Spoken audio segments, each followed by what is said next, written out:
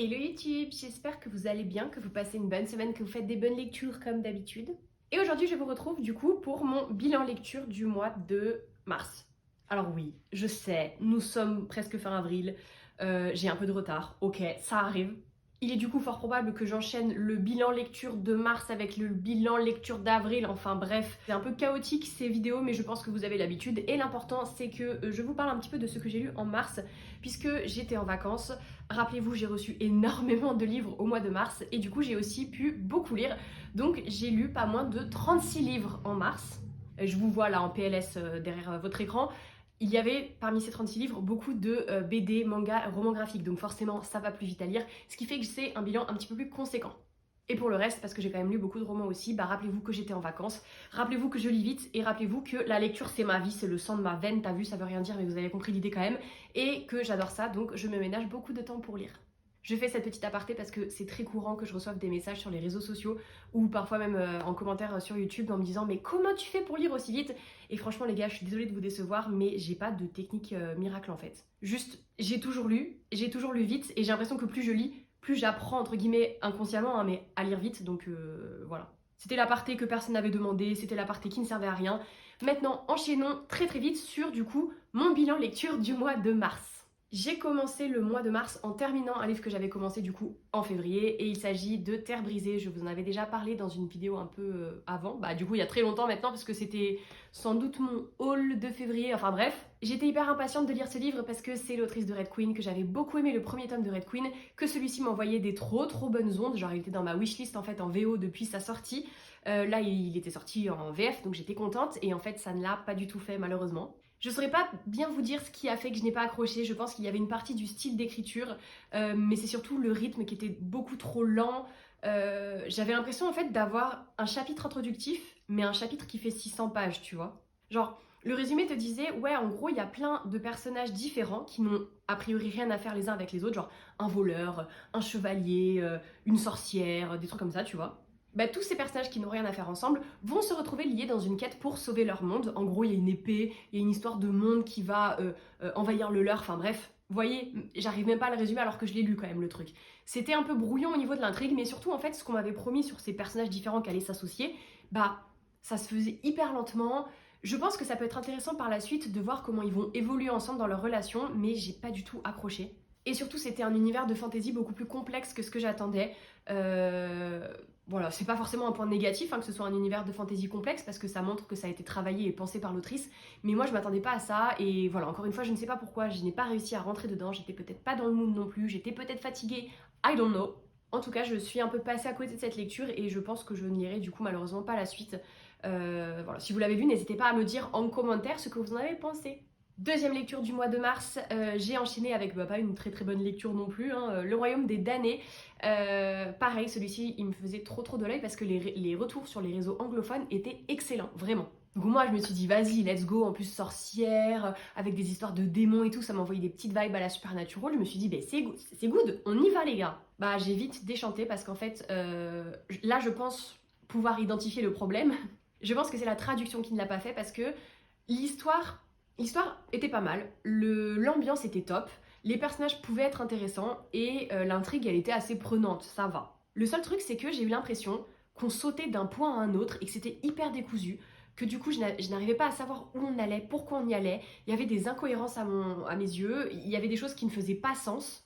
La protagoniste, elle prenait des décisions, on ne sait pas pourquoi, puis 3 pages après, elle changeait d'avis. Elle te disait ça, genre une grosse révélation, 3 secondes après, elle faisait la cuisine. Je n'ai pas compris. Je suis passée, je pense, à 10 000 km de ma lecture, et j'en suis la première déçue. Je pense qu'il y a une partie, comme je vous disais, qui est due à la traduction, parce que peut-être que l'autrice a un style assez particulier en VO, en anglais, donc, et que le traducteur ou la traductrice n'a pas su reproduire ça, je ne sais pas.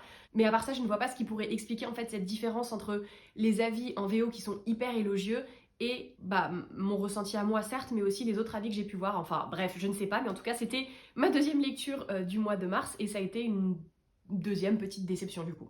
Ah oui, je vous ai pas fait le petit pitch rapide du coup de celui-ci.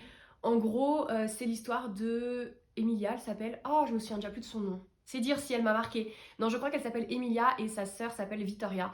Et en gros, Emilia et Victoria sont des sorcières. Donc dans la famille, on est des sorciers, blablabli, blablabla.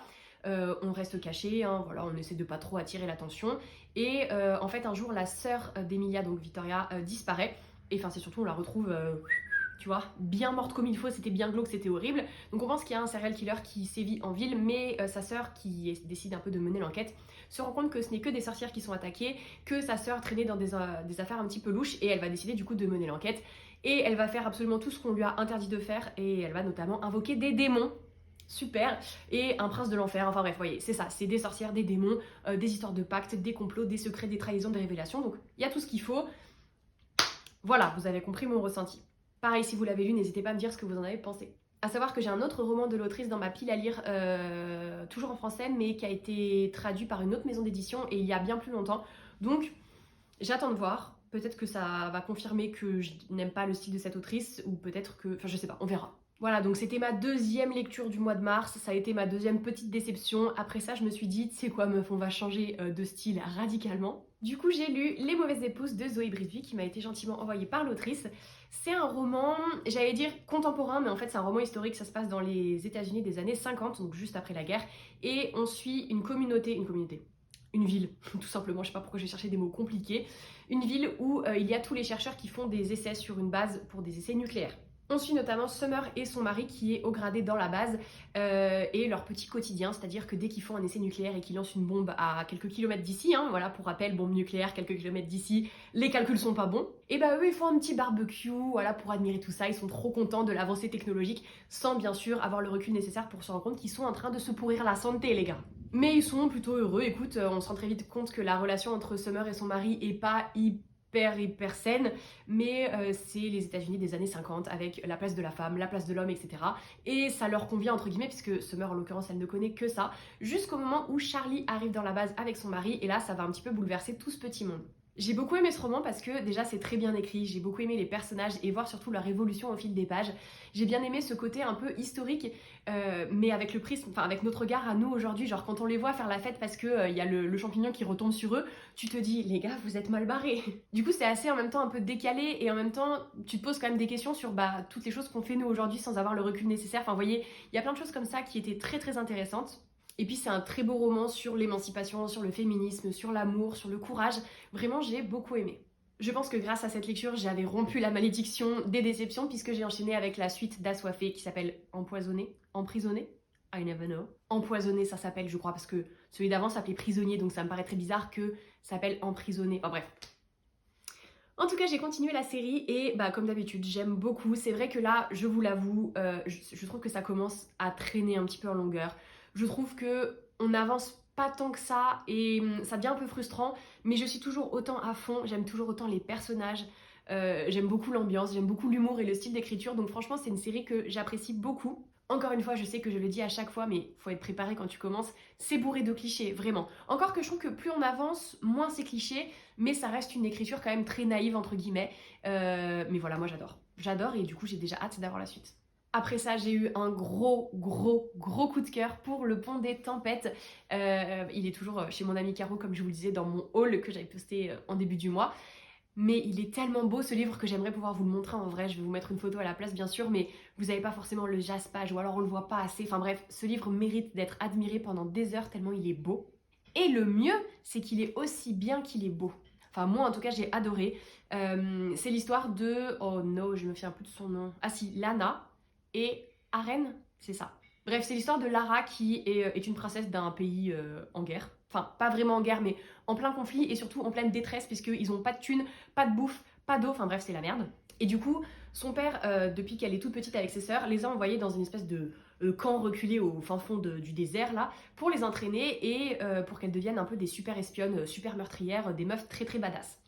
Et du coup, Lara est choisie, je me comprends, je vous laisserai lire le livre pour comprendre un petit peu le pourquoi du comment, mais c'est elle qui est choisie pour aller épouser du coup le prince du royaume à côté qui est lui très riche puisque il est un peu spécial aussi le royaume, hein, mais en tout cas c'est lui qui a la mainmise sur un pont qui permet de relier tous les royaumes entre eux et du coup c'est eux qui engrangent tout le flouze des échanges commerciaux, tu connais. Je sais pas si vous entendez mais il y a quelqu'un qui vide ses verres à côté, ça fait 10 minutes que ça dure, il y en a ils ont fait des grosses soirées, je pense que vous entendez pas mais moi ça me déconcentre de ouf donc on va attendre qu'il ait fini.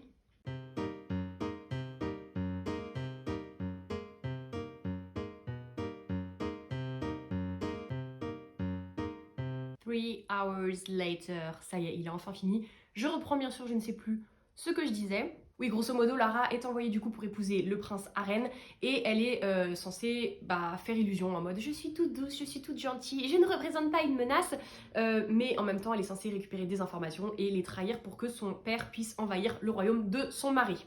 Sauf que bien sûr, elle va apprendre des choses sur le royaume, eux, ils vont apprendre des choses sur elle, enfin bref, c'est trop bien. C'est un genre de fake dating, mais du coup fake mariage, entre guillemets. Les personnages sont hyper attachants, vraiment. J'ai trop kiffé. Lara, elle est badass à souhait. Arène, c'est quand il veut. Très étrange de dire ça, mais je pense que on se connaît avec nos book boyfriends. J'ai trouvé l'univers vraiment bien construit. C'est un peu lent, j'ai vu des avis qui disaient qu'il se passait pas grand chose. Je suis pas tout à fait d'accord parce qu'il y a quand même pas mal de rebondissements. C'est très psychologique, enfin, c'est pas que psychologique, mais il y a quand même une part qui est faite à la psychologie des personnages, voir leur évolution, etc., que j'ai trouvé très intéressante. Pour moi, c'est hyper addictif et il y a ce petit cliffhanger à la fin, le petit plot twist et le petit cliffhanger. J'ai adoré, vraiment, coup de cœur. Et je vous le recommande à 1000%. Et je compte les jours avant la publication de la suite. Ce serait bien qu'elle arrive genre très très vite, s'il vous plaît. Après ça, j'ai pu lire le nouveau livre de Christelle Dabos qui s'appelle donc Ici et seulement ici. J'ai eu la chance de le lire en avant-première puisque j'ai fait une collaboration avec Gallimard pour la sortie. J'ai pas pu vous en parler à l'époque, mais je peux vous en parler maintenant, même si je l'ai déjà un peu fait sur les réseaux sociaux. C'est indéfinissable comme livre. Vraiment, c'est un ovni. Il faut savoir que moi, j'avais pas lu La Passe Miroir, donc je savais pas du tout à quoi m'attendre. Et je pense que c'est pas plus mal parce que je suis arrivée avec vraiment zéro attente, comment on dit, zéro préjugé par rapport au style de l'autrice. Et de toute façon, je pense que rien ne pouvait me préparer à ça puisque c'est un roman qui est entre le contemporain, entre le roman fantastique, entre le thriller psychologique et je sais pas, c'était un ovni. Vraiment, j'ai pas d'autres mots, c'est un ovni. Même le résumé est très difficile parce que je veux pas trop vous en dire, en même temps si je vous dis rien, vous allez pas savoir de quoi ça parle. C'est grosso modo l'histoire d'un lycée et de plusieurs élèves qui du coup vont au lycée. On suit plusieurs élèves. Au début, tu te dis bon ok, classique. Ça va être genre des histoires parfois un peu dures, hein, mais des histoires entre copains, copines, les problèmes qu'on peut avoir au lycée, etc. Sauf que très vite, tu comprends que ce lycée est très particulier. Déjà, il a une organisation particulière au sein des classes, les élèves entre eux. Et puis après, il y a des petites pointes de magie, de fantaisie qui sont saupoudrées là-dessus. Après, ça part totalement en cacahuète. Et jusqu'au bout, en fait, t'es baladé par l'autrice et tu ne sais pas du tout dans quel genre tu te places, tu ne sais pas du tout où tu vas et pourquoi tu y vas, mais tu y vas parce que c'est hyper addictif. Vraiment, je vais pas vous en dire plus parce que je pense que de toute façon, c'est impossible de mettre vraiment des mots précis sur ce roman. Je vous conseille de le découvrir, c'est très très addictif, c'est très très efficace, c'est extrêmement bien écrit. Sachez juste que on sait pas comment le classer, on sait pas ce que c'est ce livre en fait. Enfin si, moi je vous ai dit, pour moi c'est un ovni, mais voilà. Je sais pas si ça vous donne particulièrement envie, mais en tout cas, moi, j'ai pris beaucoup de plaisir à le découvrir. Ça m'a sorti de ma zone de confort. Je suis allée pas du tout où je pensais que j'allais aller, mais encore une fois, j'y suis allée et je ne regrette pas d'y être allée. C'est bizarre ce que je dis, mais vous avez l'idée, j'espère. Changement radical de style avec la lecture suivante puisque j'ai lu Recherche coloc de Emma Green. J'avais trop aimé le pitch avec cette histoire de colocation et surtout de colocataires qui se tournent un petit peu autour. C'est l'histoire de Ada qui a hérité d'une maison en Angleterre, pas du tout, en Irlande. Elle est originaire d'Irlande et en fait c'était la maison de ses parents. Quand ses parents sont morts, elle est partie. Là, elle retourne pour essayer de vendre la maison, sauf que la maison est en ruine. Je suis en train de m'étouffer. En fait, il y a tellement de pollen dehors que j'ai l'impression que j'ai une masse de pollen comme ça là qui de temps en temps vient gratter ma gorge, ça m'agace. Bref, je disais qu'elle décide de retourner en Irlande pour vendre la maison, sauf que la maison est en très mauvais état, qu'elle n'a pas l'argent nécessaire pour la retaper et que sans la retaper, elle ne pourra pas la vendre. Donc ce qu'elle fait, big brain, c'est qu'elle embauche un architecte qui va du coup rénover la maison et au fur et à mesure qu'ils vont rénover des pièces de la maison, ils vont les louer. Comme ça lui coûte de l'argent certes, mais en louant la pièce, elle peut se refaire de la thune et continuer à avancer les travaux, t'as vu ? Ce qu'elle n'avait pas prévu, c'est qu'elle va tomber sur des colocs tous plus déjantés les uns que les autres et surtout qu'elle allait être attirée par le bel architecte qui s'appelle Brody. C'est une histoire d'amour assez classique, mais c'est du Emma Green, donc c'est toujours très très drôle, c'est hyper touchant sur plein d'aspects. J'ai beaucoup aimé, même si je sais d'ailleurs, que ce n'est pas mon préféré des autrices, mais il est vraiment chouette quand même. Toujours en romance, j'ai lu À l'horizon l'amour de Sarah Morgan, c'est son dernier roman. C'est le premier tome du coup alors j'allais dire d'une trilogie, mais c'est pas tout à fait le mot, vous savez, elle écrit souvent par trois. Là on suit trois amies d'enfance et du coup chaque tome va se concentrer sur l'une d'entre elles, donc c'est plus des tomes compagnons qu'une vraie série. Là on suit Emily qui doit s'occuper de sa nièce Lizzie, nièce dont elle n'est pas du tout proche parce qu'elle n'est pas proche de sa sœur et elle a très peu vu du coup cet enfant. Mais là, c'est à elle qui revient de s'en occuper et du coup elle retourne sur l'île où une de ses amies a une maison qui s'appelle Puffin Island, on en a déjà parlé d'ailleurs dans les romans de Sarah Morgan, et en fait elle essaie de se cacher un peu là-bas, alors on comprendra très vite pourquoi. Elle est pas du tout à l'aise, elle est pas du tout apte pour elle à s'occuper d'un enfant, mais elle va être un petit peu obligée, et surtout elle va rencontrer Ryan qui va un peu à contre-cœur accepter de l'aider, et puis finalement, tu connais. Comme toujours avec Sarah Morgan, il se passe rien. En fait, quand t'analyses, il se passe pas grand chose, mais c'est méga addictif. Les personnages, ils sont beaucoup trop choux. La romance, elle est comme ça. Vraiment, j'ai beaucoup aimé. Et d'ailleurs, le tome compagnon, du coup, donc le prochain livre dans cette petite série, entre guillemets, sort, je crois, en mai, et je vais me jeter dessus. Vous n'avez pas idée à quel point je l'attends, et j'ai hâte de retrouver l'ambiance de Puffin Island, et du coup, avoir des petits aperçus des autres amis d'Emily. Je ne sais un peu comment elle s'appelle.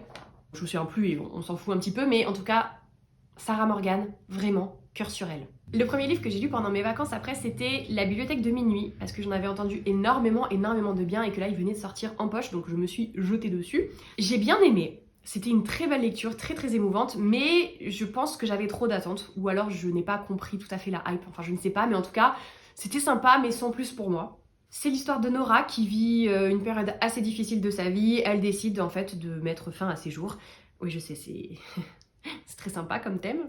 Mais ça se passe pas tout à fait comme prévu puisqu'en fait elle se retrouve dans une sorte de bibliothèque géante et là on lui dit, parce qu'il y a quelqu'un qui est là pour l'accueillir et lui expliquer, on lui dit bah pourquoi t'as fait ça et qu'est-ce que t'aurais pu faire pour changer ça, etc. Et on lui explique qu'en fait en prenant des livres dans la bibliothèque, elle peut voir en fait quelle aurait été sa vie si elle avait fait des choix différents.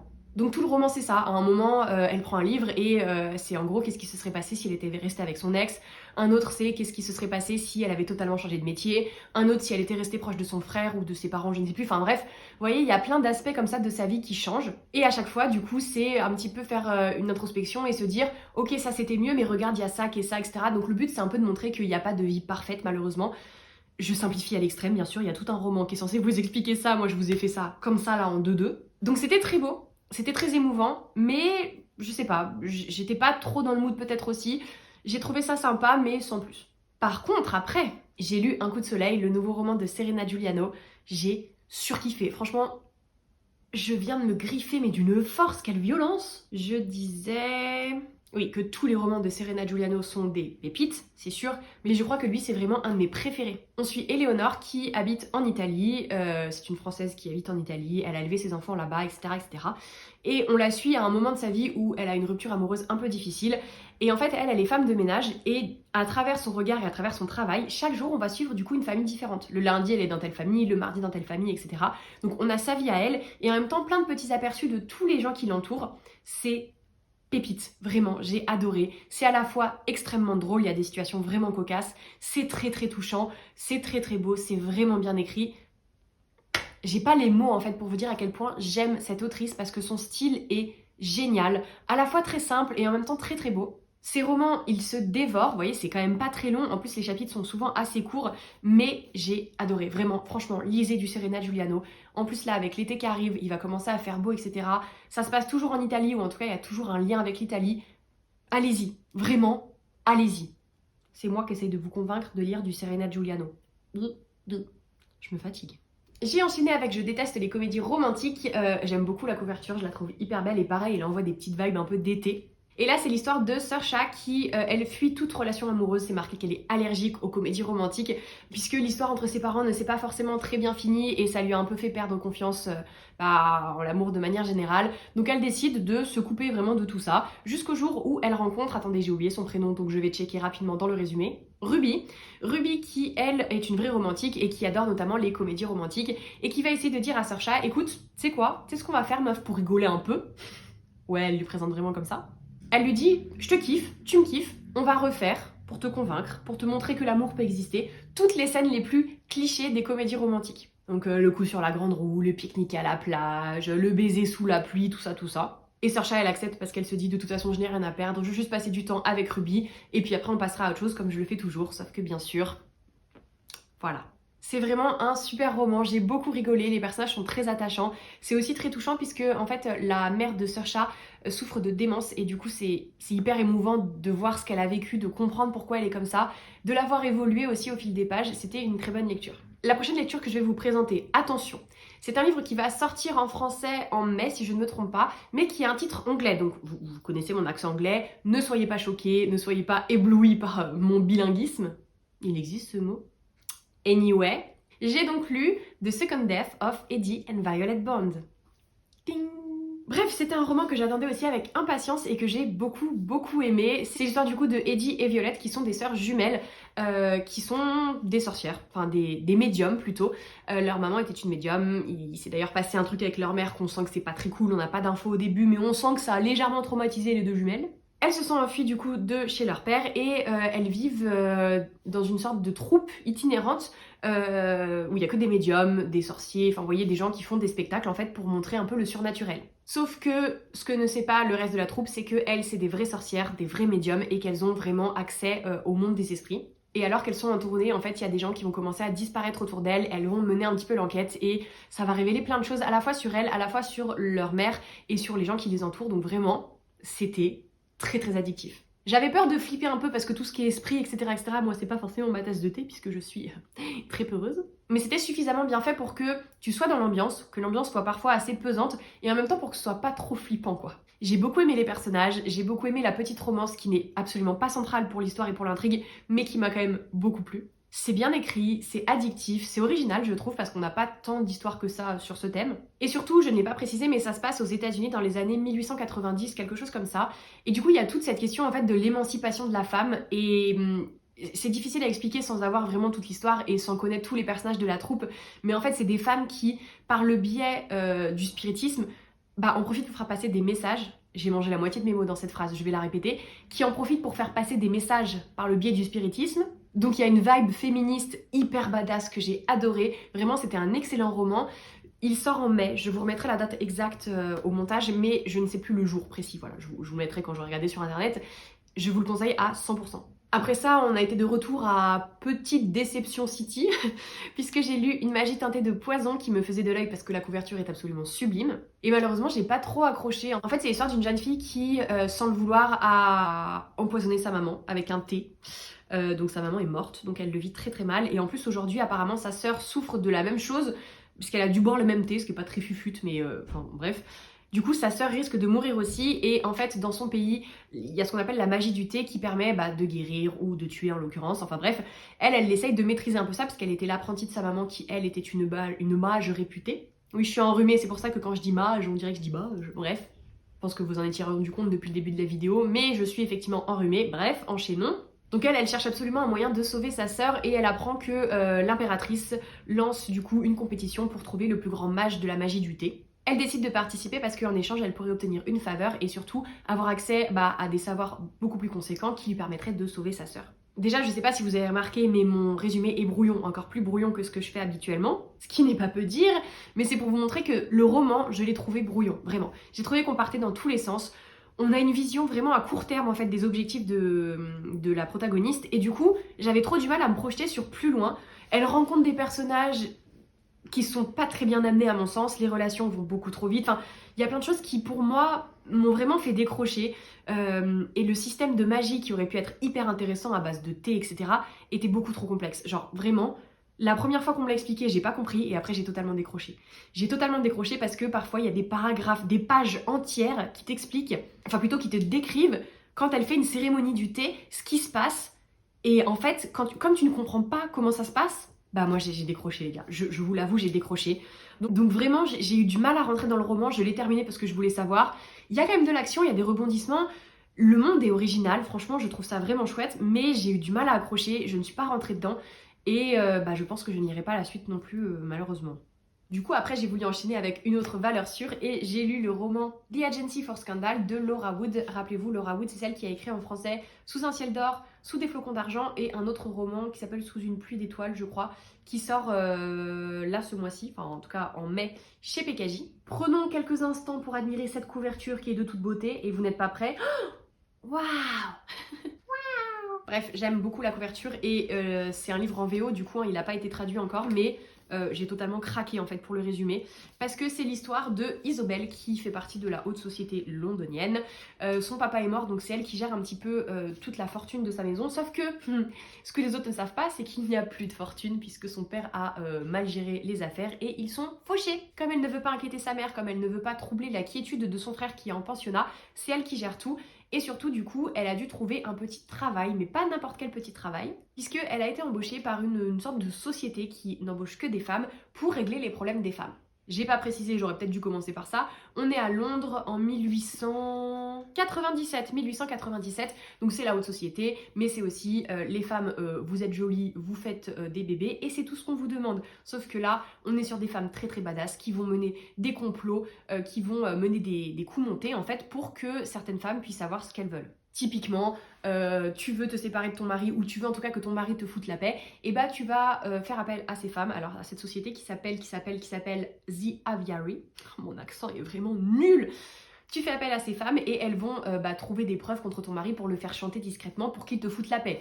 Je le résume très très mal encore une fois, mais vraiment, le concept est trop cool. Puisqu'en fait, c'est un mélange entre Bridgerton et Enola Holmes. Vraiment, pour l'ambiance, pour les personnages, tout est là. Avec une romance comme ça, puisqu'en fait Isobel est amoureuse en secret depuis des années d'un duc très très haut placé, elle sait qu'elle a aucune chance avec lui, sauf que là le duc se trouve impliqué dans une des affaires qu'elle doit mener pour son agence, ils vont se rapprocher, enfin bref, vraiment c'était trop bien, j'ai adoré, adoré, adoré. J'espère vraiment qu'il sera traduit parce que c'est une pépite. Si vous lisez un petit peu en anglais, franchement c'est accessible parce que même si ça se passe dans les années 1890 et qu'il y a un vocabulaire quand même un peu adapté, c'est très abordable, donc vraiment foncez sur cette beauté. De toute façon, je ne suis jamais déçue par Laura Wood. Et à l'heure où je tourne cette vidéo, je n'ai pas encore lu du coup son nouveau roman qui est traduit là chez PKJ, mais j'ai super hâte. J'ai enchaîné avec une autre excellente lecture, il s'agit de Persona de Yelena qui est sortie aux éditions Hachette. D'ailleurs, j'avais reçu une édition non corrigée au travail et qui était moche, enfin la couverture était jolie bien sûr, mais il n'y avait pas les dorures, c'était un résumé écrit limite à la main, tu sais, par les représentants avant qu'ils nous le déposent. Bref, je l'ai tellement aimé que j'ai été obligée de m'acheter la version définitive qui brille de mille feux. Tant de chatoyance, c'est sublime. Et pour ne rien gâcher, le roman est excellent. On est sur un roman de fantasy avec une société d'inspiration plutôt antique romaine, dans un univers où en fait certains enfants à la naissance développent des dons qui sont pas toujours très bien vus puisqu'en fait on va mettre ces enfants à part, on va leur apprendre à contrôler leurs dons entre guillemets, mais surtout à partir d'un certain âge, on va les exploiter pour leurs dons, c'est-à-dire qu'on va louer en fait leurs dons. Clairement. On va dire, bah moi je vais engager cette personne pour la journée pour qu'il utilise son don pour moi. Et surtout en fait à partir d'un certain âge aussi, on leur demande de choisir. Soit ils gardent leur don mais du coup ils rentrent dans une sorte de secte, une église, en tout cas quelque chose qui va vraiment les contrôler. Soit ils doivent se marier et renoncer à leur don. Le choix est pas ouf hein, quand même, dans tous les cas il faut quand même que tu renonces à quelque chose. Et là du coup on suit plusieurs personnages qui vont être embauchés par une mystérieuse femme haut placée dans la société. On va très vite se rendre compte que son but à cette dame c'est de kidnapper le fiancé de la reine. Pourquoi ? Comment ? Dans quel but ? Vous le saurez en lisant Persona. Non mais je sais pas pourquoi j'essaie de faire genre je fais des jingles de pub. Bref, j'ai adoré l'intrigue, j'ai adoré le style d'écriture, j'ai adoré les personnages qui cassent un petit peu les codes et j'ai trouvé que c'était extrêmement original parce que même les dons des personnages, en fait, il y a une petite liste à la fin. Bon, je vais pas vous lire toute la liste hein, du coup, mais juste pour vous donner quelques idées. Ah bah non, il y a pas de petite liste à la fin ? Ah si, elle est là. Je l'avais pas vue. Par exemple, il y a ce qu'on appelle les Aquaria, c'est ceux qui contrôlent l'eau. Il y a les Picturia, c'est des personnes qui voient et qui peuvent peindre les pensées avec une exactitude réaliste. Genre c'est des dons hyper originaux, c'est pas simplement « Oh du feu, oh de l'eau, oh je lis dans tes pensées ». Vous voyez, c'est vraiment travaillé, c'est hyper bien fait, encore une fois c'est très très bien écrit. J'ai beaucoup aimé aussi les problématiques, entre guillemets, les messages que les personnages soulevaient dans ce livre, puisque notamment le personnage principal s'appelle Andrea, et c'est ce qu'on appelle un persona, c'est-à-dire qu'il peut enfiler des masques et du coup changer d'apparence. Sauf qu'à force d'enfiler des masques, à force de changer vraiment d'identité à chaque fois, il sait plus trop qui il est et surtout en fait il a du mal à se genrer parce qu'un coup c'est une femme, un coup c'est un homme et du coup il y a toute une réflexion sur qui suis-je, est-ce que je suis cette personne quand j'ai son masque mais quand j'ai pas de masque, enfin vous voyez je le dis très mal encore une fois mais c'est hyper bien fait, ça apporte un vrai plus à l'histoire, c'est pas simplement balancé comme ça et ça ne sert à rien. J'ai adoré, vraiment, je pense que je vais arrêter de blablater sur ce roman, je vais juste vous dire, vous redire que j'ai adoré, que c'est vraiment trop trop bien.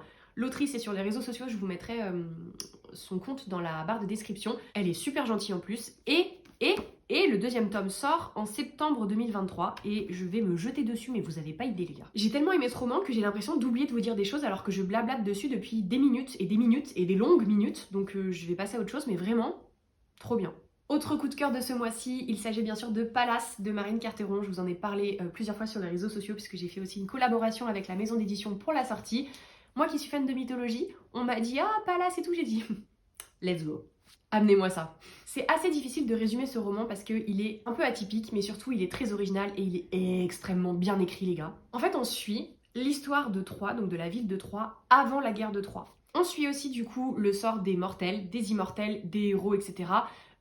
Qui ont un peu gravité autour de cette ville et ce qu'ils ont fait pour arriver en fait à cette guerre. Et surtout, le point d'entrée, tu vois, le fil rouge qui relie tout ça, c'est que tout ce qui s'est passé et qui a amené à la guerre de Troie est en fait, selon l'autrice, un plan de génie d'Athéna pour que la ville tombe, pour qu'elle puisse récupérer Pallas, qui était une de ses meilleures amies, justement, presque une sœur, vous voyez, vous connaissez peut-être un peu l'histoire de Pallas et d'Athéna, qui a été du coup bannie par Zeus, transformée en statue et enfermée à Troie. Athéna, elle n'a pas le droit d'y entrer. Donc elle est obligée de trouver des moyens un peu comme ça pour aller récupérer sa BFF. Je vais pas le dire à chaque fois, mais vous savez que je résume mal. Mais vraiment, du génie. Du génie parce que comme je vous disais, c'est hyper bien écrit. Et surtout, en fait, l'autrice explique à la fin que tout ce qu'elle dit, c'est basé sur des textes antiques. En gros, tout ce qu'elle dit, alors bien sûr, elle invente quelques personnages par-ci par-là, elle modifie un peu tout ça à sa sauce, bien sûr, mais tout est parti de faits réels qui ont été trouvés dans des textes antiques qu'elle a étudiés. C'est un travail de dingue, vraiment de dingue. Et ça fait pas un livre qui est trop lourd ou trop, classique, vous savez, comme les trucs qu'on étudie à l'école et qui sont un petit peu chiants parfois, on va pas se le cacher. Non, non, là c'est hyper moderne, du coup il y a un côté très féministe parce qu'on suit essentiellement des femmes et on voit surtout l'impact que les femmes ont sur cette histoire de Troie et sur cette histoire entre Pallas, Athéna, etc. etc. Vraiment, c'était génial. Et pareil, je crois que le tome 2 arrive à la rentrée, quelque chose comme ça. Je suis en train de vérifier, mais c'est pas du tout noté. Je pense que c'est moi qui l'ai fumé. Enfin, je l'ai espéré tellement fort que je pensais qu'il arriverait à la rentrée, mais non. En tout cas, j'ai vraiment hâte de voir la suite parce que, je suis curieuse de voir en fait comment tout va s'enchaîner, les personnages qu'on va retrouver, ceux qu'on va malheureusement devoir quitter parce que ça arrive quand même régulièrement que, tu vois. J'ai pas réussi à siffler, c'était hyper bizarre du coup. Voilà, c'est mieux. Bref. Pépite, si vous aimez Le Chant d'Achille, tous les livres de Madeline Miller, voilà, cette ambiance-là, vous allez kiffer. Après ça, une petite romance en anglais qui s'appelle Last Chance Book. C'est l'histoire d'une jeune fille qui travaille dans la librairie familiale. Elle a des problèmes avec sa famille, notamment avec sa mère, avec qui elle ne s'entend pas du tout. Elle est hébergée et élevée en fait par sa tante qui tient justement cette librairie. Du coup, c'est son foyer, c'est vraiment sa maison. Elle est hyper impliquée dans le sort de la librairie. Sauf que juste en face de cette librairie familiale et indépendante, il y a une grosse chaîne qui s'installe et du coup elle va très mal le prendre et elle va être un petit peu en bisbille avec un des employés de cette librairie. Ça va donner lieu à plein de situations assez cocasses aussi et puis à une petite romance enemies to lover. Donc c'était très sympa parce que c'est une romance enemies to lover, parce qu'il y a tout cet univers du livre qui est vraiment chouette. Après voilà, je pense que je m'attendais quand même à quelque chose d'un petit peu plus travaillé. J'ai trouvé que c'était un peu lent parfois, mais c'est vrai que c'était assez touchant aussi de voir l'évolution du personnage et tout ce rapport avec sa famille. Donc c'était une bonne lecture.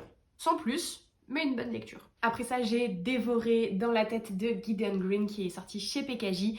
Je vous en ai déjà parlé aussi sur les réseaux sociaux, mais en gros, mon point d'attaque, c'est mon angle pour vous le vendre, c'est est-ce que vous avez aimé Véronica Mars, la série Véronica Mars? Parce que si vous avez dit oui, vous allez kiffer ce livre. Vraiment, c'est le même esprit. En fait, c'est l'histoire de Gideon qui, lui, est passionné par tout ce qui est roman policier, film noir, etc., etc., depuis qu'il est très jeune. À tel point que quand il était petit, il a monté une agence de détective avec une de ses amies. Il a résolu quelques affaires qui ont fait de lui une petite célébrité. Après, c'est un petit peu parti en cacahuète. Il a arrêté, il a plus trop vu son ami. Et du coup, maintenant, il vit un peu dans le passé parce qu'il a toujours son petit chapeau sur la tête et son impair, tu vois. Il est vraiment en mode Colombo H24. Du coup, il est totalement en décalage avec les autres de son lycée. Et surtout, il est très intelligent, il voit plein de choses et il n'est pas très doué pour garder les choses pour lui. Donc il est un peu du genre à balancer tout ce que les autres ne veulent pas entendre ou ne veulent pas voir, tu vois. Toujours avec un peu ce sarcasme et ce côté je suis plus intelligent que toi et je le sais qu'avait Véronica Mars dans la série, vous voyez. Et en fait le roman le suit au moment où son ex-meilleur ami revient le voir en lui demandant de l'aide pour faire un papier pour le journal et ça va les mener beaucoup plus loin que prévu puisqu'ils vont trouver un cadavre. On adore. C'est hyper addictif, c'était très bien écrit aussi et je me suis énormément attachée au personnage parce que il y a ce côté amitié, il y a une petite romance, il y a des histoires de famille, il y a bien sûr l'enquête autour du meurtre. C'était vraiment top, franchement j'ai adoré. Et puis je pense que je vous l'avais déjà dit pendant mon book haul, mais j'aime trop la couverture. Elle est pas hyper belle. Je suis trop fan. Après ça, j'ai lu beaucoup de BD, manga et romans graphiques puisque j'ai décidé pour mon dernier jour de vacances de lire le plus possible, donc j'ai enchaîné. Et je vous ai d'ailleurs vlogué tout ça, donc je vais pas vous reparler de ces livres-là parce que sinon la vidéo là va durer 4 piges. Si ça vous intéresse d'avoir mon avis sur ces lectures, ou ces lectures, je ne sais pas où je mettrai la photo, mais en tout cas si vous voulez avoir mon avis sur ces BD, mangas, romans graphiques, je vous invite à aller voir mon vlog. Je vais essayer de mettre le petit i là, je ne sais jamais où il est non plus, je ne sais pas si j'y arrive à chaque fois. Si jamais il y est pas parce que je n'ai pas réussi, n'hésitez pas à aller regarder, c'est une de mes anciennes vidéos sur la chaîne que j'ai sortie du coup courant du mois d'avril. C'est un petit vlog, un peu chill, un peu lecture, enfin beaucoup lecture. Voilà, je donne mon avis sur ces lectures là.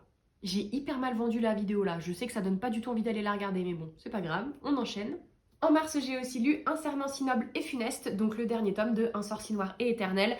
C'est... comment dire? Le premier tome, c'est une réécriture de La Belle et la Bête, avec l'histoire de Harper qui est kidnappée de son monde un jour totalement lambda, pour être emmenée dans un autre royaume où un prince est obligé de kidnapper des femmes pour les forcer en fait à tomber amoureux de lui. Bon alors déjà dit comme ça, c'est hyper mal résumé Marie. En gros, il est victime d'une malédiction et il faut que quelqu'un l'aime pour que la malédiction soit brisée, sinon il se transforme en monstre. Vous connaissez La Belle et la Bête, t'as vu? Je le vends très mal, j'en ai conscience, hein, mais c'est mieux écrit que ça, les gars. C'est une réécriture qui est quand même plus travaillée et plus originale. Et après, ça devient plus complexe aussi parce qu'on apprend qu'il y a un prince caché qui est en fait le vrai héritier du trône, etc. etc. On suit d'autres personnages et là, en fait, c'est le final de cette trilogie. J'avais beaucoup aimé le 1, j'ai encore plus aimé le 2, et le 3 est vraiment chouette puisque bah du coup on a l'aboutissement de tout ça, on suit tous les personnages à la fois, ce qui est vraiment intéressant, on voit l'évolution de leur relation, on voit l'évolution de leur caractère. Le monde est vraiment original, j'ai vraiment beaucoup aimé, franchement c'était pas mal, ça se lisait très très bien. Pour moi c'est pas non plus une série révolutionnaire tu vois, mais ça se lit très bien, c'est un univers de fantasy qui est intéressant, addictif, vraiment rien à dire, c'est une très bonne lecture. Oui, après, je vous dis que c'est le dernier tome, mais je sais de sources quasiment sûres, parce que je l'ai vu en librairie, qu'il y a un tome compagnon en fait. Donc je sais pas si ça se passe après, si ça se passe pendant, avant, je ne sais pas, mais en tout cas, je sais que l'autrice a écrit un autre livre dans ce même univers. Je serais curieuse de le lire, parce que franchement, j'ai bien aimé, et selon le personnage sur lequel ça se concentre, j'aimerais bien en apprendre plus. J'ai trouvé la fin un petit peu brutale, parce qu'on nous dit ah, il va se passer ça, et puis après, bim, c'est fini, tu vois. Voilà, moi j'ai toujours un peu du mal à lâcher les univers parce que je trouve qu'une fois que t'as fini, genre la révolution, le machin, tous les changements, t'as envie de dire oui, mais et après? Genre c'est pas aussi simple que ça, tu vois. Il faut se reconstruire, il faut... Bon, bref. Donc je serais curieuse de voir ce qu'elle a pensé pour approfondir un peu son univers. Ensuite, j'ai lu Mad Love, qui est le dernier roman d'Alfred Henry, que j'ai beaucoup aimé. C'était une très très belle histoire, extrêmement touchante. Une romance enemies to lover avec un fond de passion de l'art à l'université entre deux personnages que tout oppose, mais qui vont malgré tout en fait se rapprocher et se rendre compte qu'ils sont beaucoup plus similaires qu'ils ne le pensent. J'adore le style de cette autrice, rappelez-vous, j'en ai déjà parlé parce que j'ai lu des romances de Noël et j'ai lu du coup Love Forever je crois, où il y avait notamment un fake dating dedans, gros coup de cœur. Du coup, sans surprise, Mad Love, j'ai adoré le style, j'ai adoré les personnages. Il y a juste un truc, je sais que je suis un peu chiante avec ça, mais j'en ai parlé déjà sur Instagram. Il n'y avait pas de trigger warning et pour moi ça en méritait clairement parce qu'il y a des moments j'ai été obligée de reposer le livre tellement ça me mettait mal. Puisqu'en fait le personnage de Mad, donc le héros, a subi d'énormes traumatismes. Mais vraiment, je vais pas vous dire quoi parce que je sais qu'il y en a qui aiment pas les trigger warnings justement parce que ça spoil. Donc je ne vous dirai pas quoi précisément, mais sachez que c'est absolument horrible. Voilà, il faut le savoir. Rien ne le laisse présager quand tu lis le résumé. Alors, quand tu lis le résumé, tu vois que ça parle de harcèlement. Tu te dis déjà, ok, ça va pas être tout rose. Mais quand tu regardes la couverture, sinon tu te dis, oh, ils sont mignons à jouer avec de la peinture, tout ça. Non. Enfin, oui, mais non. C'est pas rose du tout. Vraiment, faites attention parce qu'il y a des triggers de foufou. Je vous les mettrai dans la barre de description si ça vous intéresse à la suite du titre du livre. Ça ne changerait au fait que le livre est très bien, très beau, très bien écrit, tout ce que vous voulez. Mais juste, j'aurais aimé être préparée parce que bah moi il y a des choses qui me triggerent particulièrement et là bah on était en plein dedans donc forcément ça a un petit peu baissé mon ressenti du livre. Après je comprends à 100%, 1 milliard de pourcents que d'autres l'aient adoré. C'est aussi que moi j'ai pas l'habitude de lire des romances un petit peu plus dark donc forcément voilà j'ai été un peu... Bref, j'ai terminé le mois en lisant Bad Ash qui est donc une romance parue chez PKJ. J'ai kiffé. Franchement les gars, j'ai kiffé. J'avais hésité à le demander parce que, rappelez-vous, je vous l'avais déjà dit ça du coup dans mon book haul, pour moi ça sentait le cliché à 1 million de kilomètres. Puisqu'en fait, c'est l'histoire de Ash qui est amoureuse en secret depuis des années de Tyler, qui est le quarterback de l'équipe du lycée, enfin vous connaissez quoi. Sauf qu'elle sait qu'elle n'a aucune chance avec elle jusqu'au jour où Cam, qui est le meilleur ami de Tyler, lui propose de la former entre guillemets pour qu'elle puisse séduire Tyler, puisque Tyler est actuellement avec une femme détestable, enfin une fille détestable parce qu'ils sont au lycée donc elle a 17 ans la meuf. Une fille que Cam, le meilleur ami, ne peut pas blairer et du coup il voudrait que elle tège, comme ça Ash se met avec lui et tout le monde est content, tu vois. Lui il a regagné son meilleur ami avec une meuf potable, c'est horrible ce que je dis. En même temps, c'est pas cool non plus le concept, mais bref, Ash elle est contente parce qu'elle est avec Tyler, enfin bref tu vois, ils se disent tout le monde y gagne. Sauf que bien sûr, les sentiments, le petit triangle amoureux, etc. c'est effectivement très cliché dans l'intrigue. Un peu moins dans le style et dans la manière dont c'est fait. Voilà, on a droit à quelques clichés par-ci par-là, mais c'était moins pire entre guillemets que ce que j'attendais. Par contre, c'était tellement addictif les gars. Je l'ai dévoré en un temps record et surtout, j'étais bien trop impliquée dans l'histoire en fait. Parce qu'en fait, dès le début, tu comprends qui est le vrai mec intéressant dans l'histoire. Et dès le début, tu comprends où ça va aller. Sauf que elle là, elle comprend pas. Elle comprend pas, du coup, t'es derrière ton livre et tu lui dis mais fais le bon choix meuf, mais fais le bon choix tout de suite. Pourquoi tu vas nous faire 600 pages à faire alors qu'on sait avec qui tu veux finir. Et on sait tous avec qui elle va finir, enfin on espère avec qui elle va finir. Bref, vous voyez, rien que d'y penser là, ça fait des semaines que je l'ai terminé, hein, mais ça me... Tout de suite là, je suis déjà à fond. Du coup, j'étais bien trop investie dans cette relation. Moi qui n'aime pas forcément les triangles amoureux, là, c'est vraiment bien fait pour le coup. Franchement, excellente lecture, très très belle découverte. C'est un premier tome. Il y a une trilogie qui est prévue. J'ai peur que ça s'essouffle un petit peu au bout d'un moment, mais en tout cas, moi j'attends le tome 2, mais comme le Messie, les gars. En fait, je pense que ce que j'ai bien aimé aussi, c'est que malgré les clichés un peu romance adolescente, etc., j'ai trouvé que c'était pas cucu. C'était pas cucu, et puis il y a quand même pas mal de représentations. Enfin, tu sens que ça a été travaillé et que c'est pas juste. Je saurais pas comment dire. C'est adolescent, mais sans être cucu. Enfin bref, j'ai été agréablement surprise. Et ben voilà, on a fait notre petit bilan. Je sais qu'ils sont tous à l'envers, mais j'ai la flemme de les retourner. C'était donc mes lectures du mois de mars 2023. Il y avait du très bon comme du très mauvais, hein, vous avez pu le constater. En tout cas, je suis contente parce que j'ai réussi à beaucoup lire. N'hésitez pas à me dire si vous avez réussi à beaucoup lire, ce que vous avez lu, ce que vous avez aimé, ce que vous n'avez pas aimé, s'il y a un des livres dont j'ai parlé qui vous tente. Comme d'habitude, un petit commentaire, ça me fait toujours extrêmement plaisir, même si vous ne devez mettre qu'un petit emoji avec une pile de livres semblable à celle que je tiens dans les mains. Parce que je sais qu'il y en a certains qui sont trop timides pour commenter. Alors du coup, si vous voulez mettre juste un petit emoji, ça me ferait trop plaisir. N'oubliez pas de vous abonner, d'activer les notifications. Et sur ce, je vous fais des gros bisous. Je vous dis à très vite pour une prochaine vidéo. Ce sera probablement un autre bilan lecture. Voilà. Bisous.